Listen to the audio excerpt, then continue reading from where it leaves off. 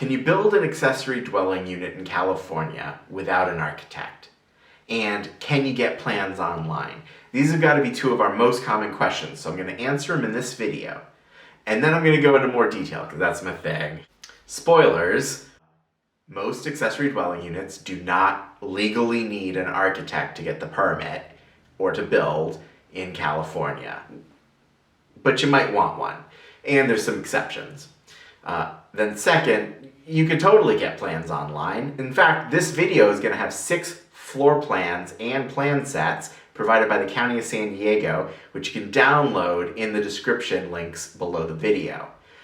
But they're limited in a lot of very important ways, and I'm going to talk to you about what you need to do between getting plans, which you can buy books of them, you can buy them on Etsy, and the next steps you need to take to actually submit for a permit or to build something with those plans.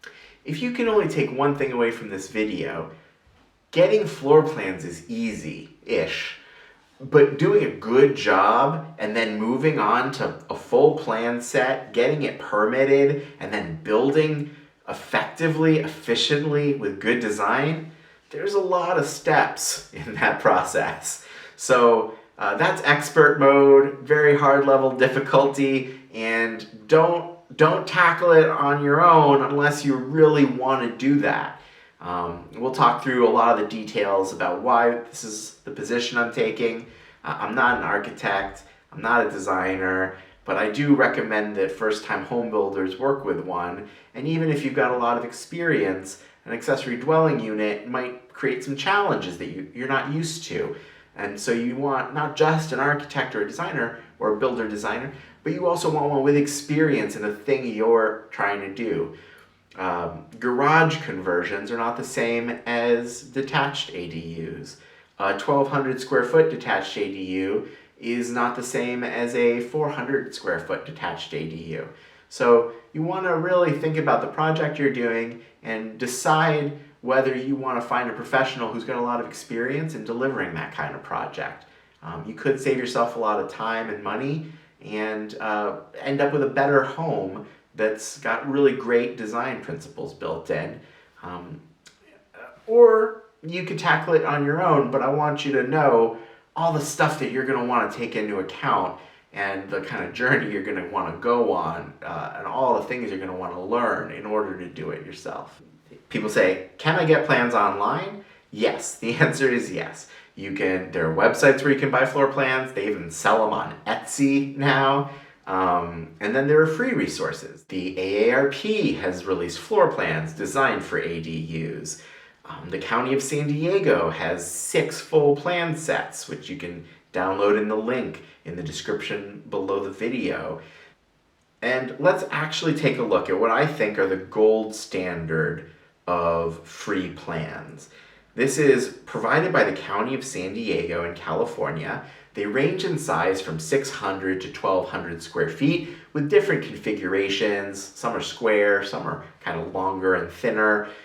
Some have more or fewer bathrooms or bedrooms, and they're all what's called Type 5 construction, meaning they use conventional materials that are covered in California's code.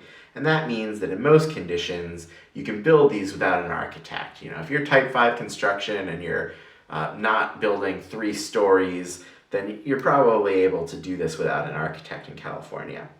Each of these plans has CAD files. That's computer-aided design, I think is what that stands for, something like that. Architect stuff. And they have a PDF with a sample plan set. And then they have a checklist of all the stuff you need to still do before submitting these for a permit. And that's the catch, right? Like, a floor plan is just one of many plans that will be included in your plan set. There are a ton of steps to complete before you can submit for permits or start building. Let's take a look at one of the plan sets. A sample plan set here has, first page is a big blank page. This is kind of my point. This is because the first page is a site plan or a plot plan that shows where the ADU sits on the lot and what else is on the lot. It shows your setbacks from the property line, so like how far away you are from the edge of the property, distance from other structures like neighbors or structures on your own lot, like the primary residence, or like if you have a shed on your lot or something. And then it has the distance to any existing easement. So an easement, you got to preserve a certain public right of way. It can show power lines, large trees, and so on. And that's really important. You can buy a floor plan online, or you can get this amazing floor plan from the County of San Diego, but you still got to put that plan on your lot. And if your lot is on a big hill and it's already covered in buildings, how are you going to fit that plan on your lot, right? It's also going to look at grading and drainage. What's the slope of the land? Where does the stormwater drain to? You get the idea. You can't just get a stranger on the internet who's never been to your property to give you a full plan set. You want to adapt some plans to your lot. And while we're at it, beyond the requirement of a plan set, there's just good design sense. You might want to put windows on different sides of the building depending on the orientation of your lot. Is it kind of an east-west lot? Is it a north-south lot? And where's the light going to come in at various times during the day?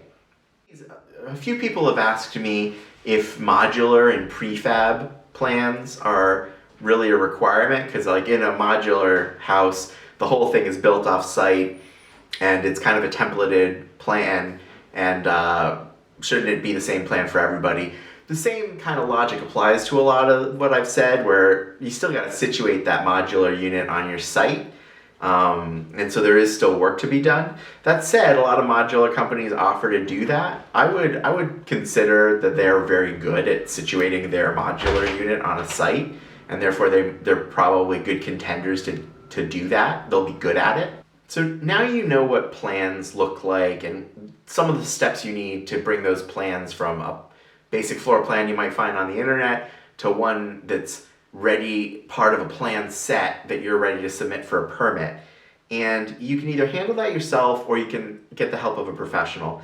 Either way, if you're ever feeling overwhelmed, you can use my website, use the Get Started form, which is linked to in the description below, and share your project with me. Tell me where you're at in the process and what you feel overwhelmed by.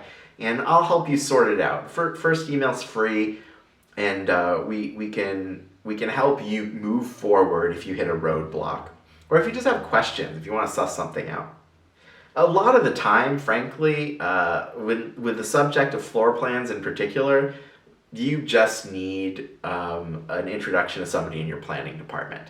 And they work for you because they work for your jurisdiction, and a lot of them are really helpful and will help you figure out what you need to do to get to the next step on your accessory dwelling unit. If it's more complicated, then you want to find, you need to hire a planning and building nerd to help you out, and I know a guy. Now that you've got plans and you want to adapt them to your lot, this is a really important step. Because there's an opportunity here for what we call value engineering. And it means saving money. There's just lots of opportunities to save money. I'll link to a really good video by Hektor Castillo on YouTube, he's a realtor who just went through his own accessory dwelling unit construction, and he looked at the floor plan with the designer, and the designer was like, hey, your shear wall is on the outside of your conversion. That means you're gonna spend 10 grand chipping off all the stucco on the outside of your building, which is perfectly good stucco, to put in the shear wall and then re-stuccoing it. Let's just put your shear wall on the inside wall. It just moves it over at like a millimeter on the plan, but by doing it that way, you're gonna save 10 grand. And that's a great example of value engineering. Just because the plan is a good, sound way to build the house doesn't mean it's the most time-savvy, money-saving way to build that house. And so taking a pass at it from a value engineering perspective, you could save yourself serious money. In that example, he saved himself maybe $8,000 to $10,000.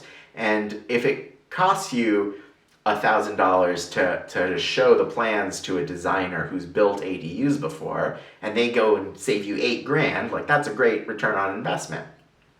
So consider that. Just call around and say, hey, I have some ADU plans. Would you consider looking at them, consulting, value engineering, and putting a few hours of work into this plan for me to make sure that there's no opportunities I'm missing? Now that you know all that, you're already thinking about how you're going to design your project. But you can't design in a vacuum. You gotta bounce back and forth between what you want to design and what you can afford. It's an iterative process that this video is going to help you cover. And then, if you're ready to learn more about value engineering, I'm gonna build a little playlist here for you that talks about different ways to look at your plans, look at your project to save money, because that stuff doesn't grow on trees.